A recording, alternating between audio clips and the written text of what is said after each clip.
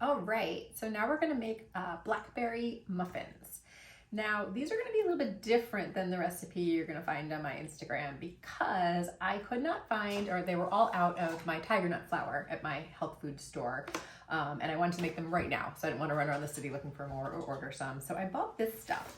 Now this is Bob's Red Mill, which is a brand I trust. It's paleo baking flour.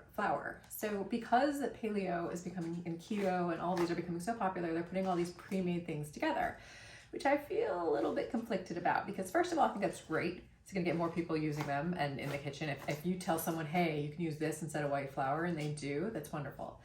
However, the mix is almond flour, arrowroot starch, coconut flour, and tapioca flour. In my personal opinion, that is too starchy. The coconut, the arrowroot, and the tapioca, those are very drying and very bland. And subbing this in instead of my Tigernut flour, I don't think it's gonna give me the results I want. But I'm going to experiment and see what happens, and you can see as well. So if you think it's easier to use this, then go ahead and use this, but it's actually not. I love Tigernut flour because it is such a beautiful, nutty, sweet flour. It's actually not a nut. Tigernuts are not a nut. They are a tuber. They're actually the little ball of nutrients on a tuber. A tuber is like a cassava root or a yucca root. They're underground vegetables. And the Tigernut is actually like a little ball of nutrients that's for the next growing cycle. So it houses all of the nutrients for the vegetables. So they're power packed full of nutrients. They're actually a great source of prebiotics, which feed probiotics. So anyway, that aside, they have this beautiful, nutty, sweet taste, like I just said. And that's why I use them in baked goods all the time, where I'm removing the sugar because it gives that it's almost like an umami that I have not found with another flour. Even almond flour comes close, but the rest of them, I don't know about. So we'll see what this does. I don't have my hopes up, but let's play around, right? Okay, so blackberry, I'm actually gonna mix up the recipe a little bit, so if you are following it, do as I say, not as I do. All right, so always start with preheating the oven, 350 usually for all my baked goods. I'm not even gonna look, but go ahead, 350, I already set that. Also, I'm gonna make mini muffins because I love mini muffins. I got a little silicone tray, but I'm still using liners because I don't like anything stuck in muffin pans.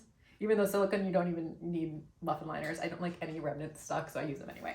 But you can skip that part if you want to, or just grease a regular muffin tin. If you want to make full-size muffins, go right ahead. Just cook them longer. Use a toothpick and see how long they cook. I forgot how long I say these go into, but I will sure let you know. I'm gonna guess it's around 25 minutes, but we'll see. So always baked goods, wet and dry. We are going to put, you always do wet into dry, because if you ever tried to pour dry ingredients, wet goes so much smoother, right? So I always do the wet in a smaller bowl and the dry in a larger. Full disclosure, I would prefer a larger bowl than this, but it's dirty, so I'm gonna use this instead of washing it. All right, so let's start with the dry, or the wet. So 2 eggs, I believe, yes, 2 eggs. Again, always on a flat surface, so it does not push the shell into it. Look at those beautiful orange yolks, right? Again, pastured raised is always the gold standard. And oh, this is a good lesson.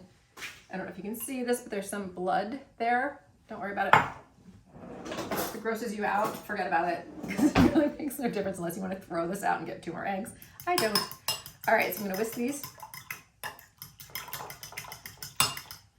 And then I also noticed when I was looking at this recipe on my Instagram that I don't have vanilla in it, which I find weird. I don't know what I was thinking at the time to not put vanilla. Maybe I didn't have any. That's probably what happened. So I'm gonna add a little bit of vanilla. I don't measure. This is my trick with vanilla. I use a cap, which I'm guessing is about a 1/4 teaspoon, which is always a nice amount of vanilla. You can't go wrong with vanilla. Almond extract too is, oh, people don't use it enough. Almond extract is the best. All right, what else is wet? Let's see. The sweet, right? We're not using sugar. So hack with applesauce. So I use unsweetened applesauce a lot in my recipes because it's a great sugar substitute. I know it's wasteful, but I prefer to buy the snack packs instead of the big jar, because you know when you get that big jar and you open it up and you use it and then you put it in your fridge and then the next time you go to use it, it's been a while and it's like separated and there's that water. It's still fine, but I find that gross. So I buy these also because, second hack, they are kind of pre-measured for you. This is about 1/2 cup. So I would usually not put a 1/2 cup in, but I find that, again, this is gonna sound wasteful, but you don't get every bit of applesauce out of the nooks and crevices, the nooks and crannies. So it's not completely 1/2 cup. So There you go. That's how much apple juice I'm using. Unsweetened, obviously, always. Next up is I'm using, it's 2 tablespoons of melted coconut or coconut oil or ghee. This is actually neither. This is Kerrygold butter, which is grass-fed, which I love. Melted it in the microwave for like 20 seconds, and we're going that right in. Now it probably will solidify a little bit because the applesauce and eggs are cold. That's okay as long as it's not too much. But if it does, this is why when you're baking, you bring things to room temperature. But if it does solidify, you can always pop in the microwave for like 5 seconds. Don't overdo it. All right, so there are my wet. I believe that's it. Seems about right, right? Okay, dry. The flour, a cup of this baby. So my original recipe calls for a cup of Tigernut and then 2 tablespoons, I believe, of coconut, which the purpose of that coconut is to dry out and make it starchier. So I'm going to skip that because this already has coconut and arrowroot and tapioca. Like I told you, I don't have high hopes for this. Interesting. It kind of looks like almond flour, but that's because it probably, it's the first ingredient listed. I would say I have hope that they knew what they were doing, and it's mostly almond flour, and then the arrowroot, coconut, and tapioca is about in the same ratio of my 1 cup to 2 tablespoons, and they just kind of mixed it all up to get in there. So we'll see what happens. And that's the other, I should mention, Tigernut flour. No nuts. So many nut allergies. Don't send your kids to school with anything with nuts, right? Then you can't use this, so use a Tigernut. All right, so I probably should have been a little more exact with that with baking, but paleo and sugar-free and gluten-free baking is a lot different than regular baking. It's less scientific, I find, because you're not coming out with these beautiful pastry masterpieces. You're coming out with stuff that tastes good and seems like a baked good to use. These are muffins, so packing this, sifting this is not going to make that much of a difference in the texture of these muffins. So, all right, that being said, 1 cup of that. Skipping the 3 tablespoons of the cassava or the coconut that I call for. A teaspoon of baking soda I'm going to measure because baking is a science. You want to measure, especially the leavener, which is the baking soda. That is always when you want to definitely measure. That's why that beautiful built-in leveler right there, right? So you get nice and smooth. 1 teaspoon. 1 teaspoon baking soda. Pinch of salt. Can't go salts and everything. Nice hefty pinch. Teaspoon of cinnamon. I use Viennese cinnamon. I love cinnamon. I always say that wrong. I love this. It has like a little extra oomph to it. Again, I'm putting more than a teaspoon because I love it. What else? Cardamom would be good in these too, by the way. Is that it? That is it. Okay, that's all the dry. All right, so I'm going to just give these a run with a fork just to, again, this is not sifting, this is not scientific, but like I said, this is a whole different genre of baking and it doesn't have to be perfect, at least in my opinion. I'm sure technically, yes, it affects it, but who's gonna sit here and sift flour right now, are you? Because I'm not, so if I'm not, you're probably not. But if you really want to, go ahead and sift away. Just make sure you break up the clumps because gluten-free flour does tend to get clumps, but this doesn't mean anything, doesn't mean it's bad, doesn't mean anything. It's usually just moisture. So the one thing I will make sure is, baking soda is so white and powdery that when you see big chunks of that, you definitely want to break that out because the one thing you do want to disperse evenly is the leavener because that was what makes the muffins rise. The minute, and this is why you do wet and dry separately, because the minute the wet and dry touch, the minute that baking soda gets wet into it, it's activated. And that's when the bubbles start forming and it rises, and that's when you want to get it into the oven right away. If you don't, that's when it starts to fall. So that is why, I'm always a fan of preheating your oven before you even start cooking, but that's why with baking it's so important, because the last thing you want to do is have everything ready to go, mix the wet and the dry, and then go, oh shoot, I forgot to preheat the oven. And then you're gonna have these little hockey pucks of muffins. So that's why we do them separately. And that's why you always preheat your oven. That is always the first step on a recipe, a well-written recipe, right? Okay, so now it's looking good. I see a little bit of white here and there. All right, okay. So now, wet and to dry. Give that another, see, mine's not solidifying. If it were, this is when I'd say pop it in the microwave for a second. I use a spatula to get it all going. All right, so I'm gonna mix this and then we're gonna add in the blackberries, obviously, which I call for half a cup. I'm not gonna measure that, I'm just gonna use a little, I've eaten some of them, so I don't know how many are left, but it seems like half a cup. And then this is where I'm differing from the recipe. I want to add some lemon zest because blackberry and lemon is sounding really good to me right now. And I had a lemon and I want to put it in. So I'm going to. See? It's not rocket science, guys. It's not. Lemon sounds good. Add it in and see what happens. They'll still taste good. They may be hockey pucks, right? If you mess up, but they're still going to taste like good hockey pucks. All right. So like I said, this is half a cup. Sure, sounds good. I'm using blackberries because they're lower in sugar than other fruit. So blackberries, raspberries, blueberries are the lowest sugar fruits. Strawberries, unfortunately, are not. But for the most part, berries, right? That's the best way to go if you're trying to stay low sugar. You want to stick to the berries. And they're the ones that are chock full of antioxidants and so good for you. Now, I'm going to add the lemon zest. Now, you could do lemon juice, but I'm not going to because that just adds more moisture. And I don't know what this flour is doing yet. So I'm going to guess I'm going to do about a teaspoon. This is a very large lemon. Oh, it smells so good. So I'm just going to eyeball it, but I'd say general rule of thumb, maybe just the skin of one lemon. Now, just to note, when you zest using a microplane, you want to get just down to the pith. So the pith is that white that's underneath the skin, and that gets really bitter.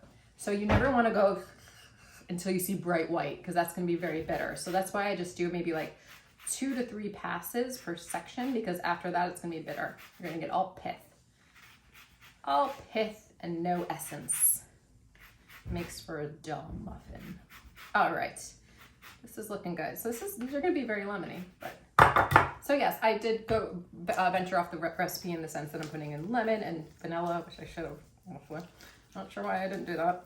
All right, so now this looks good to go. Keep in mind the clock is running, that leavener has been activated, so let's get this going. This is why you also always prepare your muffin tin ahead of time, because right now if I had to stop and grease a muffin tin, that's just more time that this is science experiment. All right, so I'm gonna use one of my favorites. You could use whatever you want, but this is a little 1 inch, maybe even a 3/4 inch.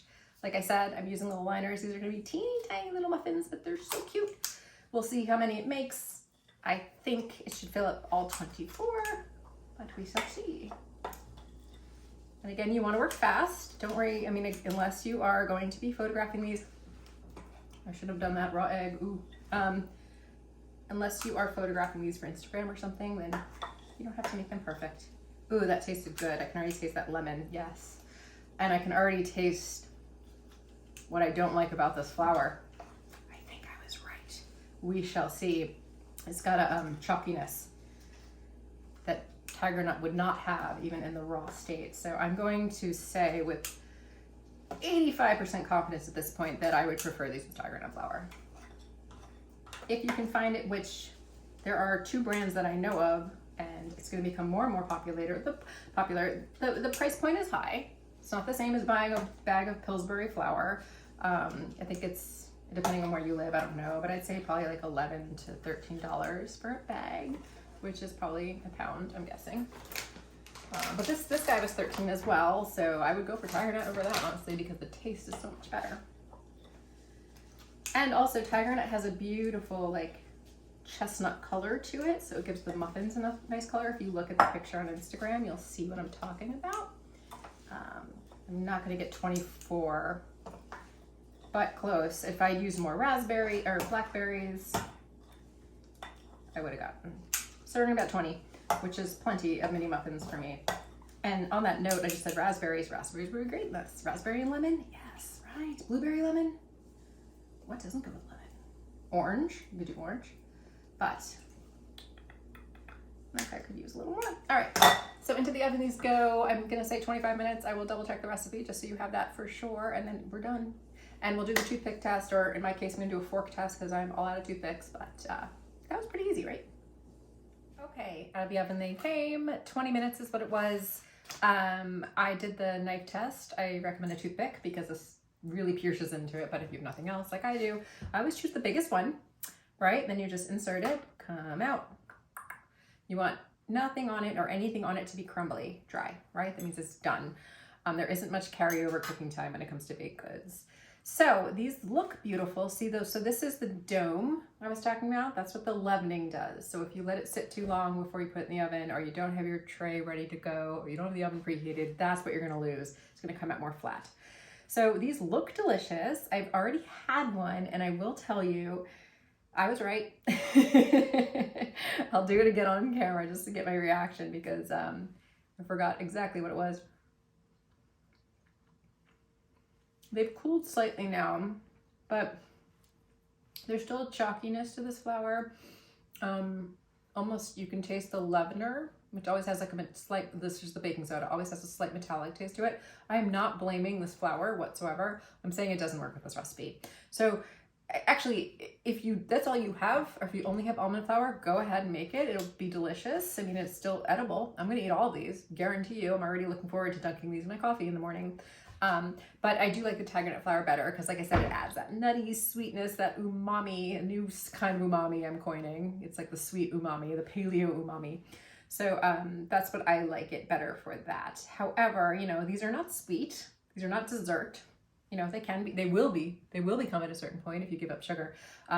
But they are, you know, they're just like a nice, satisfying, homey muffin. It's the applesauce that sweetens it. That's all that sweetens it. Unsweetened applesauce. So that right there tells you not too much sweetness. But, you know, they're a great treat. And like I said, Tigernut flour is better, but these aren't bad. I'm going to eat them. But I think that flour would be better for, in my opinion, like biscuits, or I'll probably make another video where I'm going to do my baked oven chicken, like coating a chicken breast, or coating you know, a chicken piccata or something like that, or maybe even a bread. But in terms of when you're removing sugar from baked goods, you want to help it out as much as possible, and that's why I choose almond flour, or Tigernut flour, or almond, but mostly Tigernut.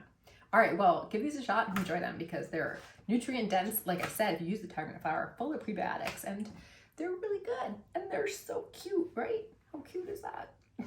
Enjoy.